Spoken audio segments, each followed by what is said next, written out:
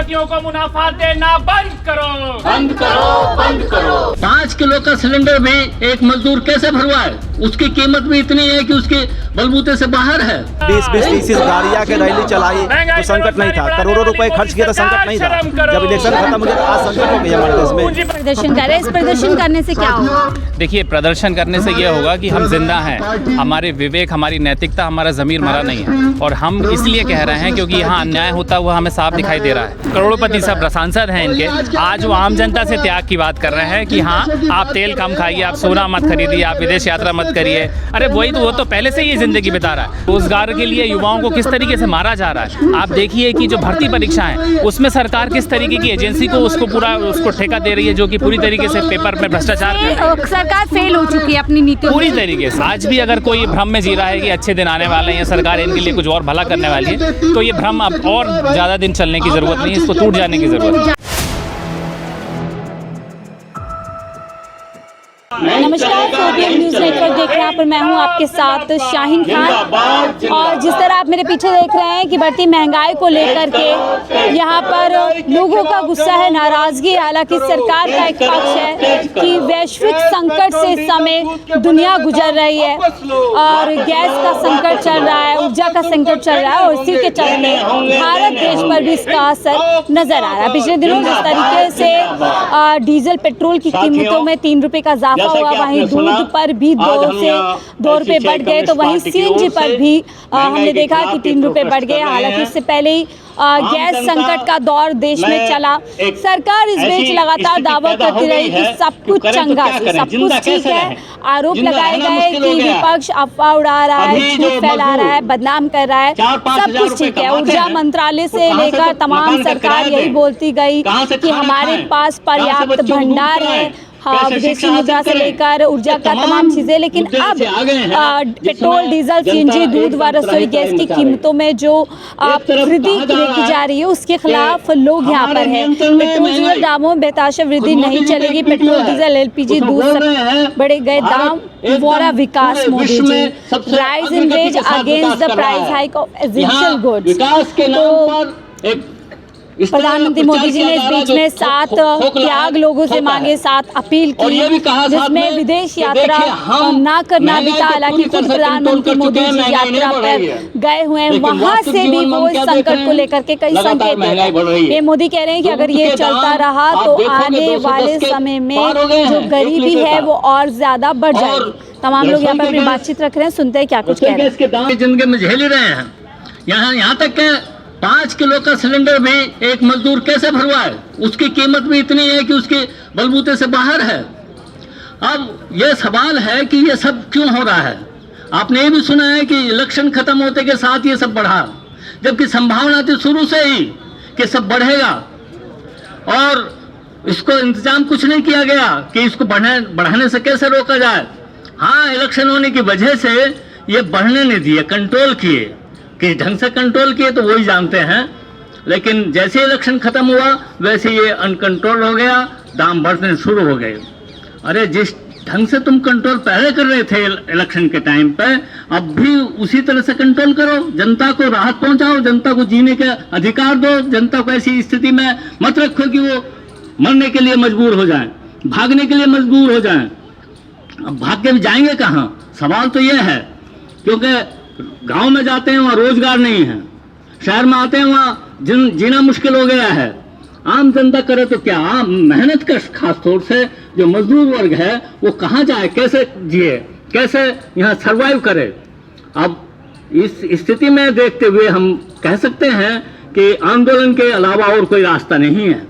आंदोलन करना पड़ेगा, गवर्नमेंट पे दबाव बनाना पड़ेगा कि आपको ये महंगाई को कंट्रोल करना ही है। महंगाई को कंट्रोल नहीं करोगे तो आपको इसका खामियाजा भुगतना पड़ेगा। जिंदाबाद, जिंदाबाद। पेट्रोल, डीजल, रसोई गैस की कीमतें बढ़ाने बंद करो, बंद करो, बंद करो। पेट्रोल, डीजल, रसोई गैस की कीमतें बढ़ाना अब नहीं चलेगा, नहीं चलेगा, नहीं चलेगा। लोगों पर महंगाई का बोझ डालना बंद करो, बंद करो, बंद करो। मोदी सरकार शर्म करो, शर्म करो, शर्म करो। पूंजीपतियों को मुनाफा देना बंद करो, बंद करो, बंद करो। इनकलाब जिंदाबाद, जिंदाबाद, जिंदाबाद। SUCI कम्युनिस्ट करे, सरकार शर्म करो। सर, पेट्रोल डीजल एलपीजी दूध सबके बढ़ गए दाम, वोटा विकास, क्या कहेंगे इसके बढ़ते दाम बढ़ाना नहीं चलेगा।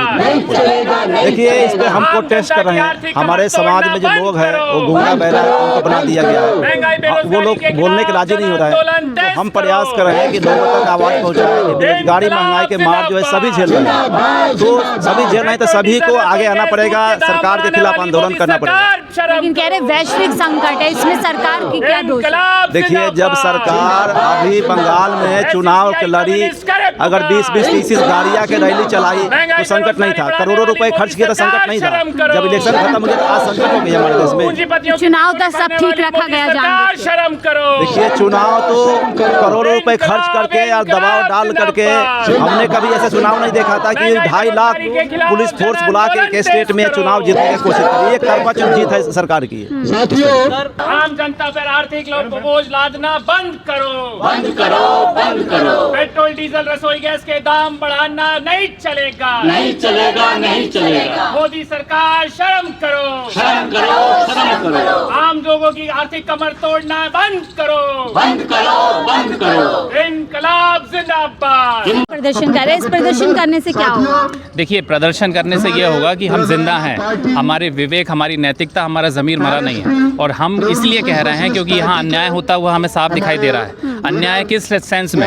एक सरकार जो एक समय में सत्ता में आने से पहले कह रही थी कि अच्छे दिन आने वाले हैं, लोगों के लिए बड़े बड़े वादे किए जा रहे थे कि ये नौकरियां देंगे, रोजगार देंगे, दाम घटेंगे। लेकिन आज क्या हम देख रहे हैं? एक तरफ जहां लोगों के रोजगार खत्म किए जा रहे हैं, रोजगार के लिए लोग जब सड़कों पे उतरते हैं उनके ऊपर जिस तरीके से बर्बरता की जाती है। आप देखिए, जिस तरीके से मजदूरों के जो नियम हैं उनको खत्म करके न्यूनतम मजदूरी के लिए भी लोग दर की ठोकरें खा रहे हैं। 12 घंटे 18 घंटे काम करने के बाद भी न्यूनतम मजदूरी नहीं दे रहे हैं। तो देश में जहां एक इस तरीके की आर्थिक हालात आज मौजूद हैं, लोग 2 वक्त का रोटी खाने के लिए, बच्चों को पढ़ाने के लिए, स्वास्थ्य के लिए भी आज अनिश्चित है उनके लिए कि आने वाले समय में क्या होगा। ऐसे एक दौर में सरकार जब एक मूलभूत ज़रूरतों की कीमतें बढ़ाती हैं तो ये उनके लिए और भी बड़ी चुनौतियों को बढ़ाता है। लेकिन वो कह रहे हैं इसमें सरकार क्या क्या दोष है? वैश्विक संकट चल रहा है, तमाम देशों में यही हाल है। देखिए, वैश्विक संकट है, लेकिन एक अभी की बात है। लेकिन ऐसे एक दौर में सरकार की क्या भूमिका बनती है? एक लोक कल्याणकारी देश में जब आप बात करते हो, तब ये जो आप तमाम जो इतना टैक्स सरकार लेती है, तो क्या ये नहीं फर्ज बनता है कि ऐसे एक समय में जब एक स्थिति अंतर्राष्ट्रीय मार्केट में हम देख रहे हैं, ऐसे में सरकार टैक्स घटाए? अपना मुनाफा को खत्म नहीं करना है, अपने बड़े बड़े उद्योगपति दोस्तों के लिए मुनाफे में छूट में कोई राहत नहीं देनी है, लेकिन जो सारा का सारा दायित्व है वो किस पे जाएगा? वो आम जनता के त्याग मांग रहे हैं कि देखो, हाँ बिल्कुल, तेल कम खाइए, सोना मत खरीदिए, यात्रा मत कीजिए, पब्लिक ट्रांसपोर्ट इस्तेमाल। यही एक देश का मुखिया एक दोगले तरीके से ये जो वो बात कर रहा है, जो खुद ऐशो आराम की जिंदगी दे रहे हैं, उनके मंत्रियों के पास तमाम तरीके के संसाधनों में वो जी रहे हैं, उनके एक लोग सब करोड़पति सब सांसद हैं इनके, आज वो आम जनता से त्याग की बात कर रहे हैं कि हाँ आप तेल कम खाइए, आप सोना मत खरीदिए, आप विदेश यात्रा मत करिए। अरे वही तो, वो तो पहले से ही जिंदगी बिता रहा है। कौन सा एक आम जनता है जो कि एक बहुत खुशहाल जिंदगी में आपने ला करके छोड़ा है कि आप कह रहे हैं सोना मत खरीदिए? कह रहे पहले 11 साल से जनता उन्हीं हाल में है और ज्यादा बढ़ा दिए वो हाल। बिल्कुल, ये हाल दिन प्रतिदिन बढ़ रहे हैं। जैसे जैसे और समय बीतता जा रहा है, जैसे जैसे आर्थिक हालात और बदतर हो रहे हैं, ये पूंजीपतियों के मुनाफे को और भी बढ़ाने के लिए सरकार लगातार इस तरीके के कदम बढ़ा रही है। असली यात्रा कर रहे हैं और उस यात्रा पे जाकर भी कह रहे हैं कि गरीबी लौट सकती है। एक सरकार थी जो गरीबी मिटाने की बात कर रही थी, ये है वो कह रहे गरीबी वापस लौट सकती है। यही एक विडंबना है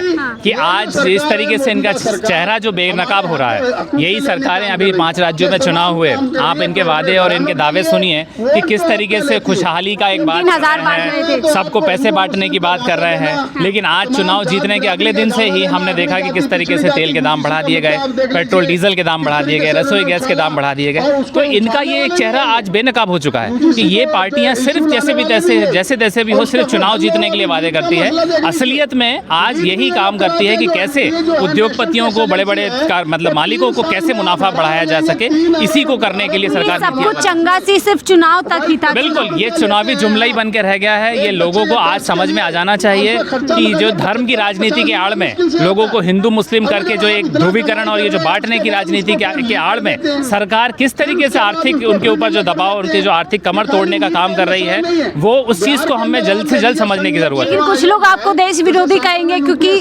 देश के हित में कह रहे हैं कि थोड़ी महंगाई को झेल लीजिए, थोड़ा कम कर दीजिए। लीजिए। देखिए वो लोग ही एक साथ बात कह सकते हैं जिनका आज 2 वक्त की रोटी खाने के लिए सारी सुविधाएं हैं, एसी है, घर पे लगा हुआ है, बच्चा स्कूल में जा रहा है। जब जिनको जो इन तमाम चीज़ों से कोई मतलब नहीं है, वो एक चंद % लोग हैं जिनके लिए आज भी ये सिर्फ कहने की बातें हैं। लेकिन आप अगर सड़कों पे उतर के लोगों के बीच में जाते हैं तो ये देखते हैं कि जो 90% आम जनता है वो ये किसी भी तरीके से ये बर्दाश्त नहीं कर सकता कि आज किस हालात में आम जनता जी रहा है। यहाँ तक कि हर एक स्तर पे आप देखिए रोजगार के लिए युवाओं को किस तरीके से मारा जा रहा है। आप देखिए कि जो भर्ती परीक्षाएं उसमें सरकार किस तरीके की एजेंसी को उसको ठेका दे रही है, जो कि पूरी तरीके से पेपर में भ्रष्टाचार कर रही है। सरकार फेल हो चुकी है अपनी नीति पूरी तरीके से। आज ये बेनकाब हो चुका है। आज भी अगर कोई भ्रम में जी रहा है कि अच्छे दिन आने वाले हैं, सरकार इनके लिए कुछ और भला करने वाली है, तो ये भ्रम अब और ज़्यादा दिन चलने की ज़रूरत नहीं है, इसको टूट जाने की ज़रूरत है। भ्रम में रहने की जरूरत नहीं है। साफ तौर पर सरकार खुद कह रही है कि हालात और बद से बदतर हो सकते हैं और इतने हालात खराब होंगे कि एक बड़ी जो समाज का हिस्सा है वो गरीबी के दलदल में जा सकता है। और यही तस्वीर हम आपको दिखा रहे हैं कि कुछ लोग हैं यहाँ पर। अब इनको कुछ लोग जो है असल में जिस तरीके से पीएम मोदी ने कहा है कि राष्ट्र हित में, देश हित में अपनी देशभक्ति दिखाते हुए साथ त्याग, आप कई चीज़ों को त्याग दीजिए। ऐसे में अगर ये अपनी आवाज़ उठा रहे तो कहीं ना कहीं उनकी नज़र में देशद्रोही हैं, जो देश के हित में थोड़ी सी महंगाई नहीं झेल पा रहे हैं।